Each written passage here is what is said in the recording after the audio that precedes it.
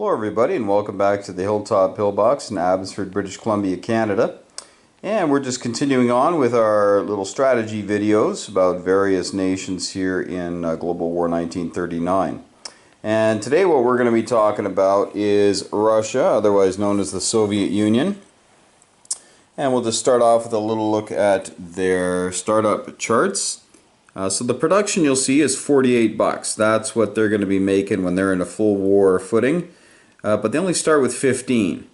Okay, we're going to talk about that in a second. And you can see with the order of play that they're going after the two main Axis countries have already gone. Alright, so lots of stuff can happen before the Soviets even get to have some fun. We're going to start out here with Communist China. Communist China is under the direct control of the Soviet Union. They don't start with much, just 5 men and an arty, but they do put on a man every turn. And it's just something for Japan to think about. And on the Japanese video, there were some ideas how they could take care of them. So if Japan wants to, they could crush them in 2 turns. There's just no 2 ways about it. But it's a bit of a risk, and the Japanese will be risking some of their specialized troops, but it could mean a quick war.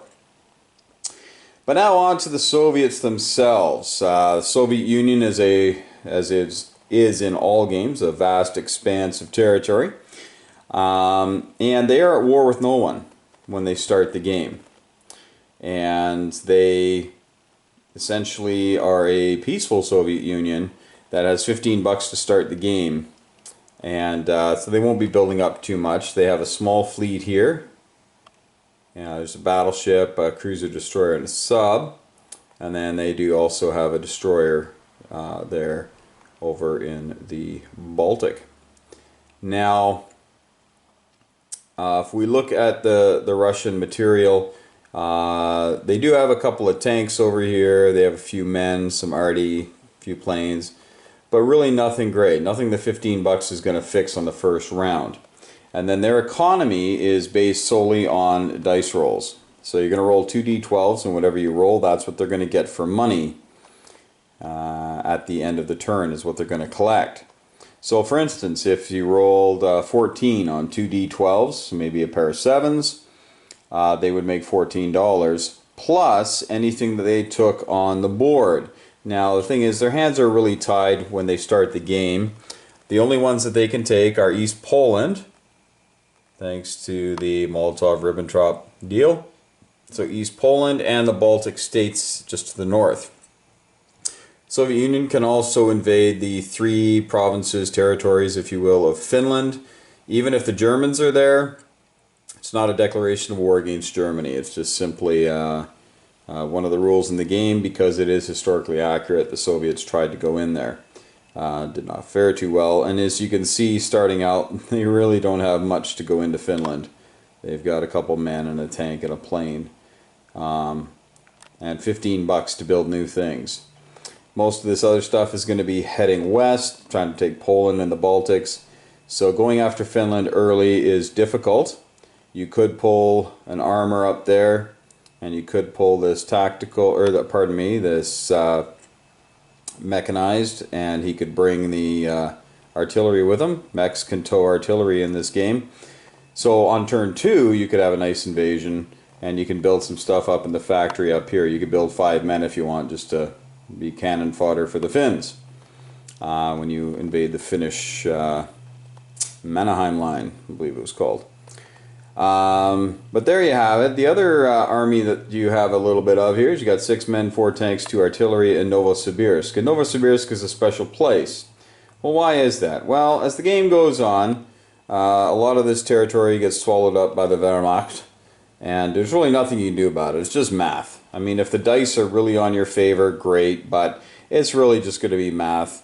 The Germans will have no worries over here, typically, and even if they do, they'll, for the most part, they got the time and the resources to ignore it until they're knocking at the gates. So they can send everything this way, and you just simply don't have the economy. And so, like I say, you've got to get to 48 before you can declare war, or if they invade you, you're instantly at 48, and then you start subtracting whatever they take. So if they take Bessarabia and eastern Poland back from you, and Western Ukraine usually falls in the first round. Then you got to minus those off your 48 when you go to adjust, and then it's just typical warfare. There's no more dice rolls once you're in. You don't have to worry about your economic dice roll at the end of your turn. But as things go by, the Germans may take Moscow. In fact, many times in this game, Moscow does fall. The game is somewhat designed for a really nail-biter attack.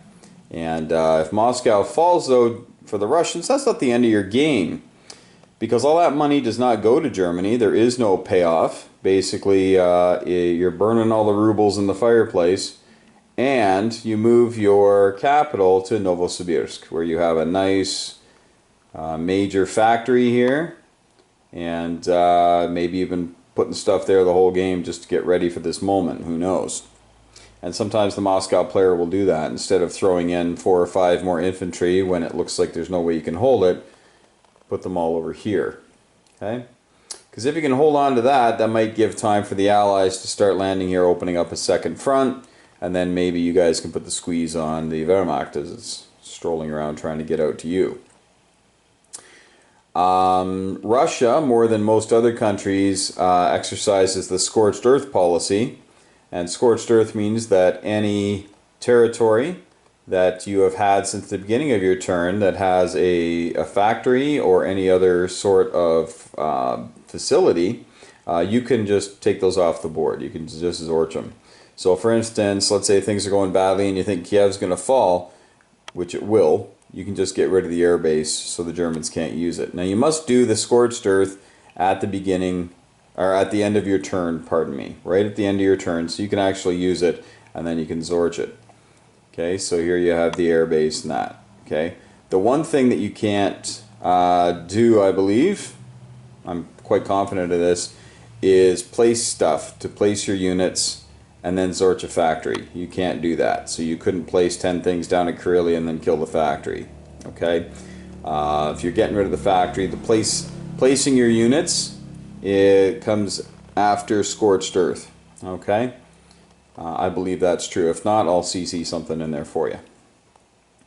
So that's pretty much it for the rules for the Soviet Union. You cannot leave your borders until you're at war. You cannot declare war until you're at 48. All right, so it's a pretty simple country to play. You know, you got enemies on all sides, but nobody's going to do anything to maybe to poke the bear. But things will get interesting. Now, there are a couple of neat rules that are in here that have some neat tokens. And one of them is the partisan rule. And the partisan rule is very simply this, and maybe you saw it on a previous video I did. Here we have the partisan marker. And the partisan marker is just one of these little bad boys. You can get them either little squares or the big round ones. I like using the round ones because it's harder to miss them. And so if the Germans come in and take a territory, so let's say they took Bessarabia, and then at the end of their turn everybody left and there was no troops of any kind in there, but a German roundel was still on there, then at the end of the German turn, you would put a partisan marker down. So a partisan is basically just the idea of some resistance happening behind the lines. And the partisan cannot move and it cannot attack anybody, but it will defend. It'll defend at a 2, which isn't very impressive, but it is something that still needs to be fought. Now, should the Axis powers not dislodge that partisan by the end of 1 round, that partisan will become an actual infantry, and the infantry will then take control of that territory. So the German roundel will come off, and the Russians will add whatever the territory value is and subtract it from the Germans. So the partisans can cause grief. You gotta, as the Germans, just remember that. You can't just be a big wall of men coming forward. You're gonna end up with 5 or 6 partisans in the rear, and then they all become infantry because you just can't get there fast enough. You can't blitz through them or anything like that either. It's like you have to really fight them. And again, they only defend at a 2 on a D12, so it's not very impressive, but it's just one of those things that will slow down your advance. So you do have to be careful not to let them do that. The other thing the Russians have are the guards units. You can build a couple of those each turn. They're just infantry. And they attack at a 3 instead of a 2, and they defend at a 5 instead of a 4. So they're +1 on attack and defense on original Soviet territory. And you must be on some of this red stuff, okay, in order to utilize the Guards unit's special ability. As soon as they set foot into Poland or Romania or Finland, they no longer have the +1. Alright, but they only cost $3, the same as a regular infantry. So if you are Russia, I highly recommend building those bad boys, at least 2 of them per turn. And starting on turn 3, the Soviets realized that putting down 40 tons of iron and putting a gun on it is a neat idea, so they started building the KVs. And so they build KV-2s in this game, and you can get special sculpts for that, or you can just designate them with a little bit of paint or something, but they are just Soviet tanks that cost the same as regular armor, but they attack at an 8 on a D12, and they defend at a 7 on a D12. So they're tough nuts to crack. They can cause all sorts of grief, but the Germans don't have to worry about them blitzing, because the KV cannot blitz. Okay, the Germans have a similar tank with the Tiger, pretty much the same stats, I believe. Might cost 7 though, or 8 maybe, but they cannot blitz as well. So any special armor in this game, they tend to just slow it down a bit, which is a good idea. Alright, I think that's pretty much it for the Russians. We talked about Scorched Earth and Partisans and some special units. Now some strategy for the Russians. The first thing I'm going to say is there is no Mongolian rule in this game. And so don't expect the Japanese to just sit back and not come through because they're worried about some Mongolian soldiers. And again, this is the out-of-box setup. So you see we only have 3 Mongolians. A different alternate setup is that they've got about 8 or 9 in there, and so yeah, you got to be careful, because when you invade a strict neutral, everything then becomes pro the other guy. So if you're Japan and you go in there, well then they become pro ally, and when the Russians go in, they just take them over and can utilize them. So make sure that if you do change the out-of-box setup, that you're very aware of that. So when the Japanese go into the Soviet Union, you can see there's not much here to stop them. Okay, so I've seen some people for the Russians will do things like put a fortress, okay, in Buryatia or in Amur. Okay, just put one of these fortresses that have the big chunk of gray here. Okay, so there's one here in Cairo. Okay, they're a D5 or 2 on a D12s. Pardon me. There's you get 2 5s in defense on the first round, and for the first round, all the infantry will actually the rules have changed on that. Everybody is a +1 to their defense. All the infantry for +1 for defense for the first round, and everybody attacking is -1 to their attack roll for the first round. So the first round can be very devastating. So that can make the Japanese player think twice, okay? Because it's all units, not just ground units. It's all units are -1, just because the fortification is that much tougher to dislodge the infantry from. Now you must have infantry in the territory. These great big blockhouses are no good if there's no infantry in there. So if you got artillery and planes and tanks, well, good for you, but you do not get the 2d5 defense dice. Okay, so I've seen some people really shore this up just so they don't have to worry about it. Problem is, with the out-of-box rules here, they can go right through Mongolia fairly easily. And also, Communist China is typically not long for this world, and within a couple of rounds they can be threatening through to get Novosibirsk. I've seen some Soviet players spend some money in Novosibirsk, usually on fast units like mechs, and have artillery with mechs, because again, artillery can get towed by mechs, so when mech move 2, they can bring artillery with them.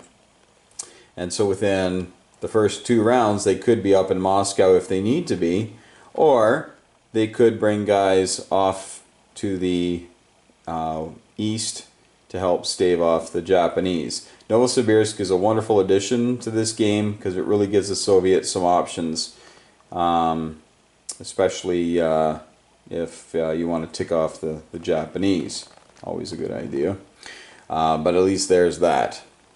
The other thing is trade space for time. If you are Russia, you will just simply not be able to go toe-to-toe with these guys. You have a factory, but notice that it's in Karelia, it's not in Leningrad. Leningrad has no factory. So the good part is, it's one further away, and usually a tough nut to crack for the Germans that way, but you are right next to the Finns. And if the Finns get scrappy and build enough guys, and if the Germans build a couple of transports and start bringing this whole slug of guy over there, be ready to scorched earth your factory there. Hang on to the port. You never have to scorched earth that because it's highly unlikely the Germans are going to be having ships up there. And remember, you cannot build factories on foreign soil in this game.